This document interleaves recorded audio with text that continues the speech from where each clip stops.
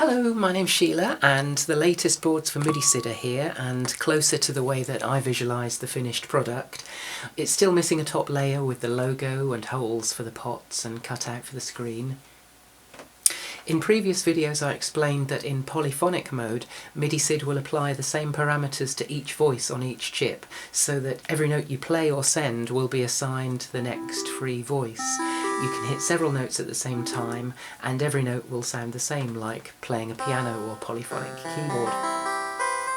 The SID has some features which suggest that the designers thought about using the voices separately and together for effect. So MIDISID has a monophonic mode that triggers all three voices on a chip at the same time and allows you to play with the parameters as before but separately for each voice.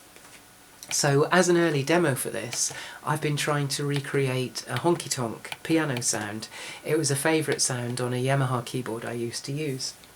Definitions of honky-tonk piano and tack piano seem a bit vague and interchangeable, but I've always thought of a honky-tonk as a piano in a bar where the tuner doesn't visit very often, or at all.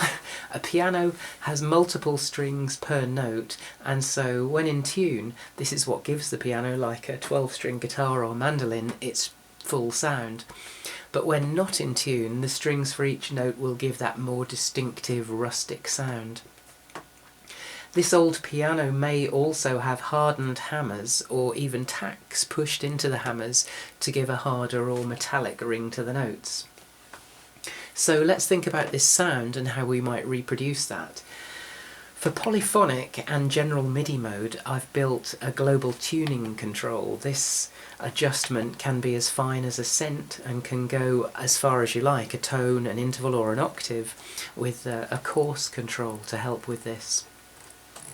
For monophonic mode, I've made a similar tuning control, but per voice. This means that we can make slight adjustments to the frequency of each of the three voices, say 10 cents, simulating one piano note having three badly tuned strings. Thinking about the tacks on the hammers, that would give a more percussive metallic sound to the start of the note. We're able to set a different waveform for each voice and also a different envelope, meaning that we can make one of the three voices a sawtooth, which is a harsher sound, and we can give that voice a shorter decay.